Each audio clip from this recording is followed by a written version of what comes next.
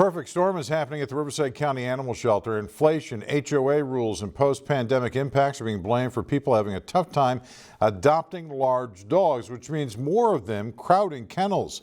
As News Channel 3 morning anchor Angela Chen reports, that's raising questions now about euthanasia rates and what Riverside County is doing about it.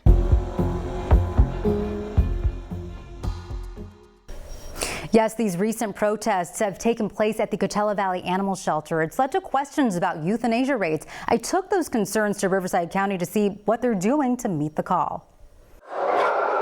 At the county shelter, a thundercloud hangs, swelling a bit more each passing day. It's raining cats and dogs, with dogs seeing the worst of it. Kennels are packed, with some stuffed 3 to a cage. It was never meant to hold this many. The very best place for an animal to be should be in a home, and that's where an animal is going to be successful. The county shelter is in crisis with large dogs, and they are calling on the community to help. Volunteering helps, promoting individual dogs helps, networking dogs helps.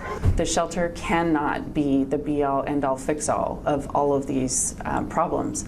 It will need strong community partners. And amid this crisis, pressure from animal lovers accusing the county of unnecessary euthanasia. The Animal Campus, or CVAC, is the only Riverside County shelter in our valley.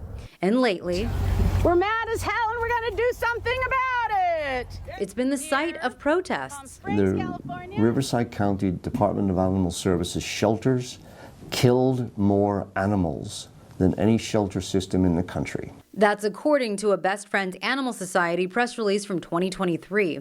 Riverside County has not denied the report, but did say it's an incomplete picture because not every county shelter self-reports euthanasia numbers, and that it doesn't consider Riverside County's substantially larger jurisdiction and animal intake. It doesn't take into account some of the nuances, like what is the per capita, right? I mean, California is the largest state in the country, and so obviously we would probably have the most animals too. Riverside County is a huge county, with a huge population, based on kind of the figures that we're looking at, there's possibly 1 million animals here. Numbers and data are a big concern for David Kirk, founder of A Cat Rescue and longtime critic of the shelter. And when I started looking into the data, I found irregularities that I just couldn't account for.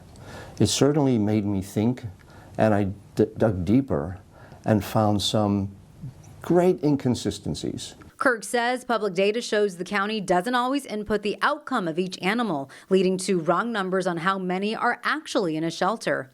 But the county says he's looking at incomplete data online and that county systems are currently being updated to produce numbers in real time. How are their efforts? Does it need to be stepped up? How would you grade their efforts right now at the moment? And the effort of spay and neuter availability, low cost, available for people with both their own family pets and for community animals, I think woefully lacking. An F would be generous. Both sides agree spay and neuter is the most effective way to bring numbers down. And while county officials say more can be done, they're also sharing meaningful changes are already happening. One, CVAC has a new pet counselor program that helps people who are thinking of giving up their pets. We're asking them, what services do you need to keep your pet? And that may be food. It may be, I need a rabies shot so I can get my license. And if we can help out, we do, so that the pet can stay with the owner. It's the best place for them.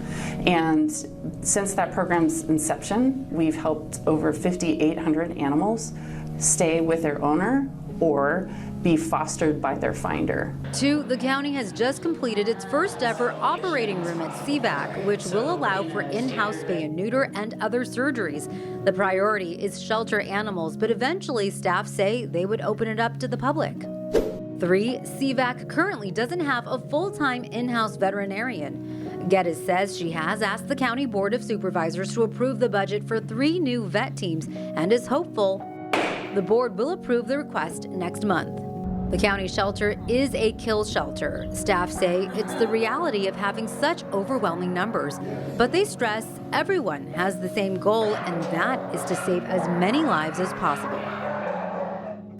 Now, the Board of Supervisors County vote to fund more veterinarians is in a week and a half. Separately, it's important to note the number of cats in shelters is down significantly. That's because of the recent Trap, Neuter, Return program, in which Animal Services brings in feral cats for neuter or spay, then returns them to the community they were taken from. It's all a part of its 5,000 cat challenge to improve the outcomes of Riverside County cats and reduce their numbers in shelters. In studio, Angela Chen, News Channel 3. And the county says donations from the public would go a long way. Here's a quick breakdown of the difference donations can make. $3,000 could support a wellness clinic for 250 pet owners to include vaccinations, microchipping, and more. $100 can sponsor one spay or neuter surgery, and $50 can support kitten kits with formula and litter.